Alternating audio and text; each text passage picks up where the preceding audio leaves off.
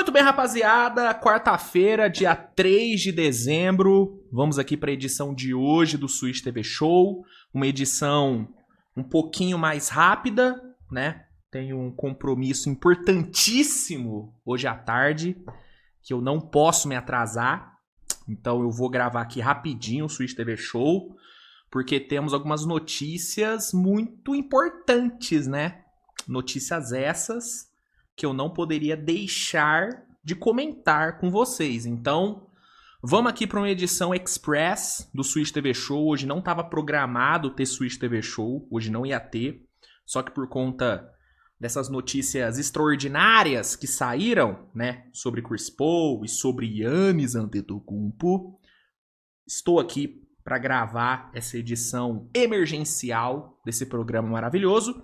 Então, roda a vinheta e aí na volta eu vou falar bem rápido sobre os jogos de ontem, dar uma passadinha rápida pela rodada, e aí depois a gente já comenta sobre as notícias referentes a Chris Paul e ao futuro de Giannis. Fechou? Então, roda a vinhetinha e vambora. Vamos lá, cara, bem rápido mesmo, aqui eu não vou perder muito tempo não, até porque eu já fiz vídeo sobre os principais jogos da rodada de ontem, né, que foi Warriors e Thunder, e Celtics e Knicks. Então eu vou só passar mesmo rapidinho pelos jogos. Deixa eu botar aqui na tela para vocês, ó. Vamos lá. Começando com a vitória de Filadélfia contra o Washington Wizards, jogando em casa. Filadélfia venceu 121-102. Tyrese Maxey com mais uma atuação de mais de 30 pontos na temporada. Foram 35, né? Pro Tyrese Maxey com 6 assistências.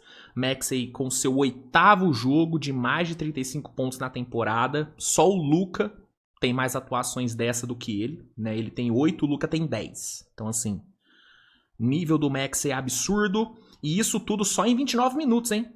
Só em 29 minutos. Atuação impressionante do Maxey. Filadélfia batendo a sua 11ª vitória. Wizards sofrendo sua 17ª derrota. Destaque para Marvin Bagley, the third, que teve uma atuação de 5 tocos, mas não foi o suficiente. O Maxey, além de tudo, ainda teve 4 roubos de bola, hein? Importante salientar.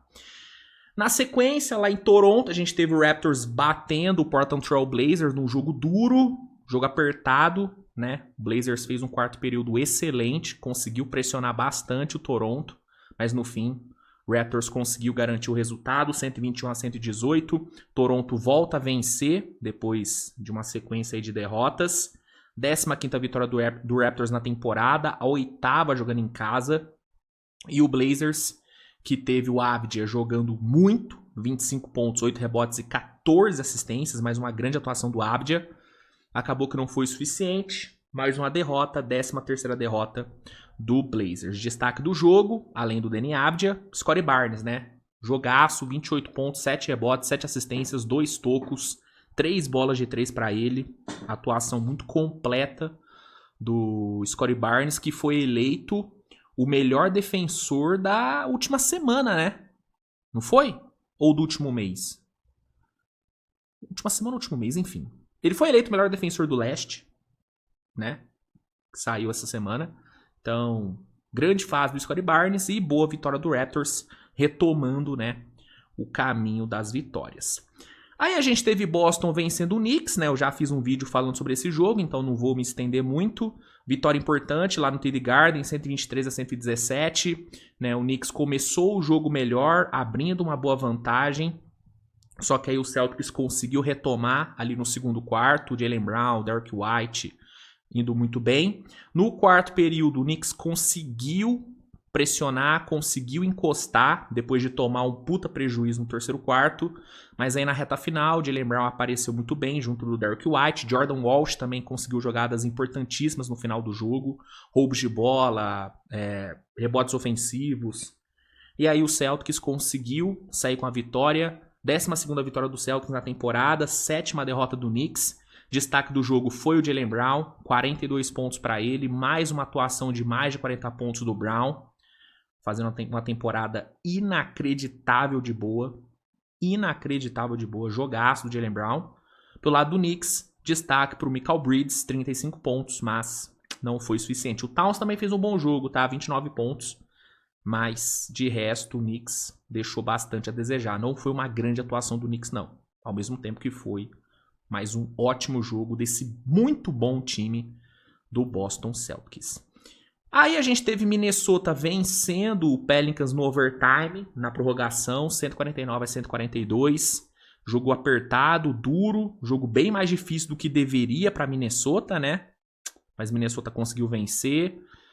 Anthony Edwards decisivo para a vitória, mais uma atuação de 40 pontos do Anthony Edwards na temporada, foram 44. Anthony Edwards tendo um ano muito forte, né? Jogando muito bem. Vitória importante para Minnesota, que chega à sua 13ª vitória. E o Pelicans sofre sua 19ª derrota. O Pelicans que novamente vai ficar sem o Zion por um longo período de tempo, né? Saiu a notícia antes de ontem de que o Zion vai ficar fora por mó tempão. Notícia que não surpreende ninguém. Tanto que eu nem comentei sobre essa notícia porque já virou rotina, né? Então assim, não vai ter o Zion, mas não é como se... Ai, que surpresa, não vamos ter o Zion. Não, já era algo esperado. Pelicans agora vai ter que se virar com o que tem. Trey Murphy, Derek Queen, Jeremiah Fears são os caras que devem carregar esse time. Ontem, inclusive, os três foram muito bem. Né? Trey Murphy, 33 pontos e 15 rebotes. Derek Queen também colocou bons números. Jeremiah Fears também. Vamos ver se o Pelicans consegue fazer alguma coisinha com esses caras. Ontem quase ganhou, né? Vamos ver se o Pelicans dá algum tipo de bom resultado aí, né? Nessas próximas semanas. Outro que venceu ontem foi San Antonio. Jogando em casa, San Antonio venceu o Memphis Grizzlies, que vinha, né? Num momento muito bom. San Antonio conseguiu brecar esse bom momento do Memphis com a vitória por 126-119. Harrison Barnes e De'Aaron Fox foram os grandes destaques do time. Harrison Barnes, sua melhor atuação, né, pelo Spurs, 31 pontos para ele, 10 de 20 nos arremessos, 7 bolas de 3, jogaço do Harrison Barnes. E o De'Aaron Fox, mais um jogo muito bom, 29 pontos para ele, 11 pontos no quarto período, sendo decisivo ali no fechamento de jogo. De'Aaron Fox, que nessa sequência de jogos sem o Wembanyama, onde San Antonio venceu 6 e só perdeu 2 jogos, ele tá com médias de mais de 26 pontos, cara, sendo importantíssimo nesse período aí sem o Wembanyama. E aí a gente teve, né, encerrando a rodada, a gente teve o Oklahoma batendo o Golden State Warriors, jogo lá em São Francisco, lá no Chase Center. Warriors sem Stephen Curry, sem Al Horford, sem DeAndre Melton. DeAndre Melton que deve estrear amanhã contra a Filadélfia, depois de um ano fora, DeAndre Melton joga amanhã. Teve a estreia do Seth Curry, jogou muito bem o Seth Curry, inclusive. E do outro lado, o KC sem Alex Caruso, sem Lu Dort, sem Isaiah Hartenstein. Então os dois times estavam desfalcados. Oklahoma começou o jogo voando, né? Fez um puta no primeiro tempo, foi pro intervalo com a vantagem muito bem consolidada, né? Forçando muito turnover, capitalizando muito bem em cima, tendo um aproveitamento incrível nos arremessos. Shea jogando muito bem. Primeiro tempo maravilhoso. Só que aí na volta do intervalo, cara, o Golden State deu uma clicada, o time conseguiu se recuperar, fez um puta de um terceiro quarto, 44-28 foi a parcial, né? A marcação em zona do Golden State travou o ataque de OKC, travou. Podziemski, Pat Spencer foram excelentes, Gary Payton também foi muito bem. E Golden State sem o Jimmy Butler no segundo tempo, né? O Butler sofreu uma lesão no joelho, ficou fora ali do segundo tempo. Só que mesmo sem ele, sem Curry, Golden State conseguiu fazer esse terceiro quarto incrível, voltou pro jogo. No quarto período, Golden State chegou a virar o jogo, né? Mas aí, com o Shea brilhando ali no clutch, de novo, né? Brilhando no clutch, o que já se tornou rotina pro Shea. O KC conseguiu garantir o resultado, conseguiu garantir a vitória por 124-112. O KC segue na sua sequência de vitórias, são 13 vitórias seguidas, são 21 vitórias na temporada, só uma derrota. É o quarto time na história a ter esse desempenho nas primeiras 22 partidas de uma temporada. O Shea com mais uma atuação de mais de 30 pontos, foram 38 para ele, foi muito bem. J-Dub fez um ótimo jogo também, gostei bastante do jogo do J-Dub. O Chet teve uma atuação bem importante. Isaiah Joe matou bolas cruciais para o OKC. Então foi um bom jogo desses caras. Pelo lado do Golden State, destaque para Pat Spencer, nosso jogador de lacrosse, 17 pontos para ele, melhor jogo dele na temporada, acho que dá pra gente dizer isso. Seth Curry fez uma boa estreia, Gary Payton foi bem. Podziemski teve seus bons momentos, mas o cara que prejudicou muito o Warriors ontem... É foda falar que prejudicou, mas o Steve Kerr, ao mesmo tempo que o Steve Kerr foi o principal responsável pelo Warriors ter feito o terceiro quarto que fez, por conta dos ajustes que ele fez no intervalo, ele também estragou muito o time na hora das rotações, né, cara? Tipo, o Pat Spencer tava voando, quente pra caramba, ele vai lá e tira o Pat Spencer pra botar o Podziemski, que não tava no momento tão bom. Né, o Seth Curry tava lá matando bola, matando umas bolas espíritas, ele tira o Seth Curry também. Você entende? Tipo, novamente, esses controles de minutagem dele prejudicaram o time, né? Então é foda. Muitos torcedores estão culpando o Steve Kerr pela derrota de ontem. Eu entendo a culpa dele, mas eu também acho que o Warriors só ficou vivo no jogo por conta das mudanças que ele fez no intervalo também. Mas enfim. Não foi uma grande atuação do Steve Kerr, dá pra gente falar isso. Ele sendo culpado ou não foi uma grande performance do nosso vovô Kerr. O Warriors tem muito mérito pelo que fez no terceiro quarto, por ter voltado pro jogo mesmo com todas as dificuldades, né, sem Curry e tal. Mas no fim, deu a lógica, deu Oklahoma, mais uma vitória na conta. O OKC segue aí em busca, né, do recorde do Golden State, né? Vamos ver se vai conseguir. Inclusive o Draymond Green falou na entrevista coletiva que ele acha que o Thunder tem totais condições de buscar o recorde, né? Draymond Green aí dando o braço a torcer pro gigante de Oklahoma, tá bom? Então, sobre os jogos de ontem, rapaziada, basicamente isso, tá? Desculpa não me aprofundar muito, mas é que eu realmente tô com o tempo bem apertado e eu tenho que comentar sobre essas duas notícias. Então, perdão, né? Perdão, mas é o que dá pra fazer hoje. Entrando agora nas notícias, que é o que de fato importa aqui no episódio de hoje, vamos começar trazendo aqui alguns bastidores da dispensa do Chris Paul. Né? Caso você não tenha visto, o Chris Paul foi dispensado pelo Los Angeles Clippers, na informação do Chris Haynes. O Chris Paul ali no meio da madrugada, ele foi chamado ali no quarto dele, ele estava viajando com o Clippers lá em Atlanta, lá pra Atlanta, né, onde o Clippers joga hoje, inclusive. Por volta das 3 da manhã, alguém bateu no quarto do Chris Paul e falou que ele estava fora do time, que ele não precisava ir pro treino, que ele poderia pegar as coisas dele e ir embora. Né, o Chris Haynes falou que isso aconteceu, e de fato foi o que aconteceu, porque o Chris Paul, minutos depois da notícia do Chris Haynes, fez um story falando, né, que me mandaram para casa, né, confirmando a informação do Chris Haynes. E aí, obviamente, essa informação gerou uma grande comoção, está gerando, né, uma grande comoção, porque se trata do maior ídolo, do maior jogador da história da franquia, sendo dispensado do nada, no meio da madrugada, no ano de despedida dele. Esse é o último ano de carreira do Chris Paul. O Chris Paul vai se aposentar depois dessa temporada. E ele decidiu, ele escolheu se aposentar no Clippers, onde ele é ídolo máximo. E aí ver esse cara sendo dispensado, cara, obviamente gerou e está gerando uma revolta nas redes sociais. Eu mesmo tô indignado com isso, indignado, porque pra mim é uma total falta de respeito com a história do Chris Paul. E mesmo os motivos da dispensa, na minha opinião, pouco importando, porque pra mim, independente do motivo, nada justifica você dispensar o seu maior ídolo no ano de despedida dele dessa forma, tem explicações, né? Saiu informação sobre o porquê que o Chris Paul foi dispensado, segundo o Charania e Chris Haynes, né? Os motivos foram os seguintes, né? E aí eu peguei essa postagem aqui da página Matchup Brasil que resume bem. É falado o seguinte, que o estilo de liderança do Chris Paul acabou entrando em conflito com a galera lá do Clippers. O Chris Paul estava sendo muito vocal, responsabilizando os jogadores pelo mau momento do time, responsabilizando os treinadores e os executivos, e aí aparentemente a galera não gostou dessa forma do Chris Paul de cobrar a galera. O Tyronn Lue, técnico do Clippers, não estava tendo uma boa relação com o Chris Paul, os dois nem conversavam, né? Segundo informações, há mais de semanas eles não conversavam.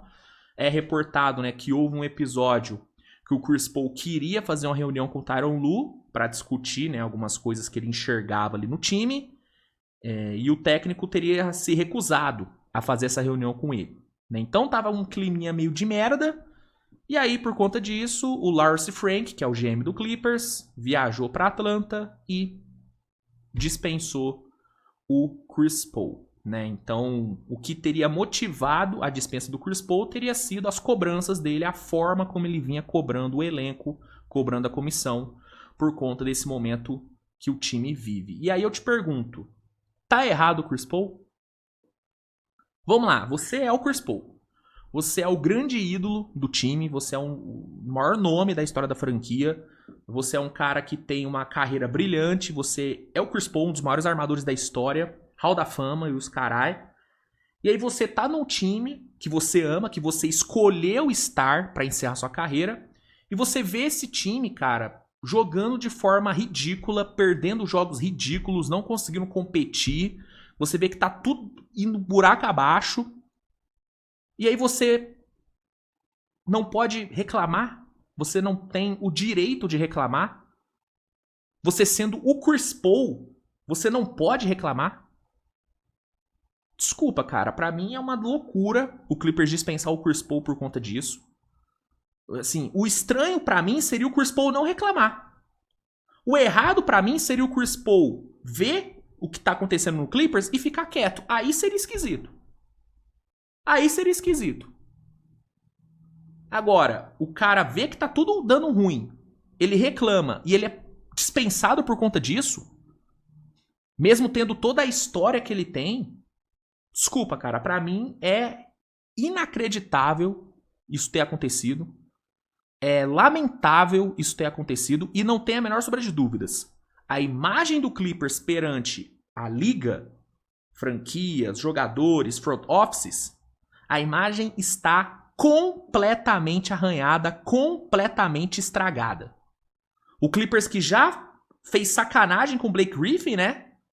Blake Griffin, depois de renovar o contrato, Blake Griffin que muitos dizem que o Blake Griffin é até maior do que o Chris Paul no Clippers. Eu acho que o Chris Paul é maior, mas beleza. Blake Griffin, depois de renovar, o Clippers trocou ele pro Pistons. Não deixou ele encerrar a carreira no Clippers. Então a visão da galera em relação à forma como o Clippers trata os seus ídolos já tava meio assim. Com essa dispensa do Chris Paul, a imagem fica completamente estragada. E com certeza o Clippers vai sofrer por conta disso. Eu não tenho a menor sombra de dúvidas. Qualquer estrela que tiver a possibilidade de ir pro Clippers vai pensar duas vezes antes de ir. Eu não tenho dúvida em relação a isso. Entendeu? Então, assim, eu não acho justificável mandar embora o Chris Paul por conta disso. É ridículo. E o foda pro Chris Paul é que meio que ele vai ficar sem jogar, porque ele não pode ser trocado até dia 15. Até dia 15 ele não pode ser trocado. E se ele não for trocado e ele quiser ir pra um time antes, ele vai ter que dar buyout no contrato dele. Ele vai perder o dinheiro que ele tinha garantido, sacou? Então, é uma situação de merda, uma situação que o Chris Paul não precisava passar no seu último ano na NBA. É ridículo a forma como o Clippers está tratando o seu maior ídolo. Ou um dos seus maiores ídolos, se você achar que o Blake Griffin é maior que ele. Então, cara, assim, é revoltante isso e... Cara, é revoltante, cara. É realmente inacreditável o que o Clippers está fazendo com o Chris Paul, cara. É ridículo. E agora vamos ver. Não tem nenhuma especulação sobre o próximo time do Chris Paul. Se fala sobre Lakers, se fala sobre Oklahoma, se fala sobre Phoenix. Né? Mas assim, se fala é especulação de torcida. Não tem nada certo. Torcer pra ele ir pra um time bom. Torço muito pro Chris Paul encontrar um lugar legal pra ele encerrar a carreira. Que, infelizmente, não vai ser no Clippers, lugar onde ele escolheu, né? Mas, por conta dessa diretoria inacreditável, essa diretoria ridícula, ele não vai conseguir cumprir a sua vontade, né? E por falar em jogador que pode estar deixando o time, né? Ídolo também, né? Maior ídolo pode estar deixando o time. Falar sobre Giannis Antetokounmpo, né? Informação de agora, segundo Shams Charania, Giannis Antetokounmpo e o seu agente, o nosso querido Alex Sarats, estão neste momento conversando com o Milwaukee Bucks sobre os próximos passos, né, para o jogador, né? Estaria sendo avaliado se ele deveria ou não ficar no time, né, pro decorrer aí da temporada, né? Essa seria a discussão de momento. Deixa eu ver se tem aqui mais algum contexto aqui, ó. Segundo Charania, e aí fica o crédito pro Coast to Coast por ter traduzido aqui a informação, o Giannis estaria muito frustrado com as recentes derrotas, assim como o treinador Doc Rivers e o GM John Horst. Uma fonte confiável me disse que está bem claro o que vai acontecer quando se trata do Giannis no Bucks. Dependendo do desenrolar dos próximos dias, o Bucks pode sofrer sérias consequências, que seria a perda do Giannis. Ou seja, estamos vendo uma possível saída, uma possível troca de Giannis Antetokounmpo acontecendo lá em Milwaukee, né? Cara, complicado. Eu sinceramente, desculpa a torcida do Bucks, mas eu torço pro Giannis ser trocado. Eu torço pra que ele peça a troca, porque é muito... Como fã de basquete, como fã de NBA, como fã do Giannis, cara, é muito triste ver uma temporada dessa do Giannis ser totalmente jogada no lixo. O Giannis, ele tá tendo uma temporada de MVP, de novo. O Giannis tá tendo, na minha opinião, as melhores atuações da carreira dele. Estamos vendo a melhor versão do Giannis. E é muito triste ver essa melhor versão ser desperdiçada num time que não consegue competir.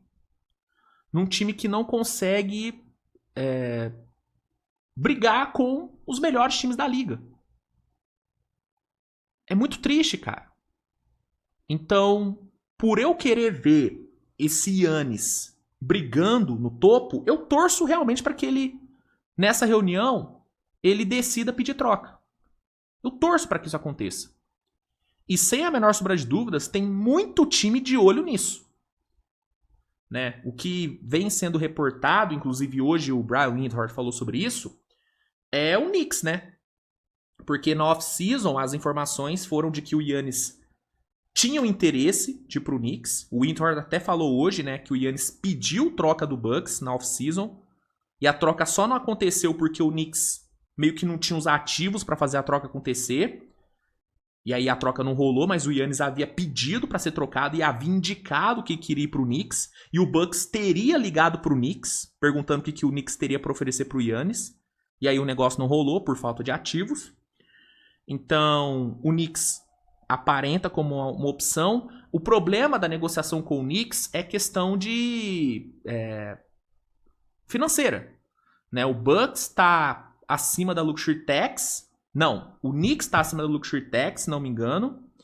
E o Bucks já usou a mid-level exception deles. Então, meio que financeiramente seria muito difícil fazer essa troca acontecer. Fora as questões de falta de capital de draft do Knicks. O Knicks não tem capital de draft para oferecer.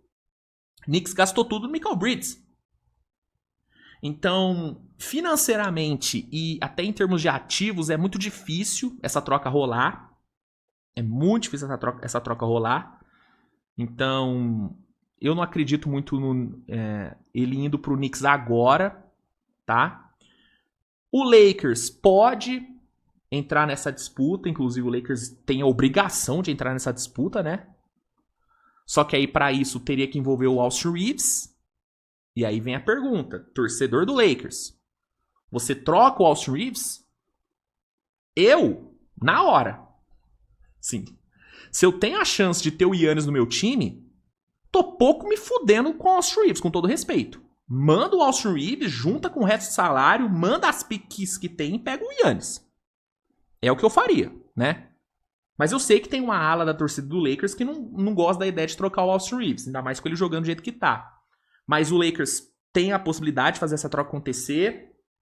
Obviamente o OKC é colocado também como uma possibilidade, mas eu acho que o Thunder não vai fazer uma troca dessa. Não vejo o Thunder mexendo nesse núcleo nesse momento, tá? Brooklyn, pelo capital de draft que tem, também aparece como opção, ainda mais por se tratar de um grande mercado, Nova York e tal. Enfim, tem aí algumas opções, tem alguns times que têm condições de fazer uma troca dessa acontecer, mas primeiro o Giannis tem que decidir, e parece que essa decisão vai ser tomada nos próximos dias, e vamos ver o que vai ser do Giannis. Eu, de coração, torço para que ele peça a troca, ou eu torço para que ele exija uma troca de técnico. Para mim, tem duas saídas boas pro Giannis aí nessa reunião. Ou ele pede troca e vai para um time melhor, que dê condições para ele de brigar por título, ou ele sai dessa reunião com a garantia de que o Doc Rivers vai ser demitido. Para mim é isso, né? Qualquer um desses dois cenários que rolar, pra mim, são cenários positivos pro Giannis. Porque se ele pedir troca, ele vai pra um time melhor, né? Pelo menos a tendência é que ele vá pra um time melhor. E se ele pedir a demissão do Doc Rivers, ele pelo menos vai ter um time melhor ali pra jogar no Bucks. Porque, sem dúvidas, se bota um técnico ali como Taylor Jenkins, como Monty Williams, como Thibodeau no Bucks, o time melhora. Entendeu? Então essas são duas saídas positivas pro Giannis. A pior saída pra ele é o Bucks falar que não vamos demitir o Doc Rivers e não vamos te trocar. E aí ele tem que jogar esse ano nesse time ruim. Time ruim entre aspas, vai. O time não é ruim, mas é um time que não tá competindo. É um time que está sendo ruim. O Bucks não é ruim. O elenco não é ruim. Mas o time está sendo ruim. Então o pior cenário pro Giannis é ele sair dessa reunião com a diretoria falando que não vai demitir o Doc Rivers e que não vai trocar ele agora. Porque no fim das contas, quem decide se troca ou não o Giannis é o Bucks. Então, pra mim, tem esses três desfechos. Ele sai com o pedido de troca feito, ele sai com a promessa de que o Doc Rivers vai ser demitido, ou ele sai sem mudar nada e tendo que jogar esse ano por lá, e aí no off-season ele vê o que faz. Ele tem mais 2 anos de contrato garantido e o terceiro ano é player option. Ele pode pedir uma troca no off-season. E aí aumenta o leque de opções para ele, porque é muito mais fácil um jogador do tamanho do Giannis ser negociado no off-season do que na trade deadline, né? Pensando em mobilidade financeira. É mais fácil, né, para os times se programarem para uma troca dessa no off-season, né? E até pensando em construção de time campeão, seria melhor para o Giannis ser trocado no off-season. Normalmente, uma troca desse tamanho sendo feita na trade deadline não dá frutos na hora. Não dá frutos na mesma temporada. Vai dar frutos depois. Então, enfim, vamos ver o que vai acontecer. A reunião está acontecendo. Devemos ter novidades saindo aí nos próximos dias. É isso, minha gente. É isso, tá? Edição rapidinha aqui do programa. Espero que vocês tenham gostado. Deixa aí nos comentários o que você pensa sobre essa questão do Giannis, sobre a questão do Chris Paul também, que é muito importante. Obrigado, viu, pela audiência de vocês. Tamo junto, grande abraço e tchau.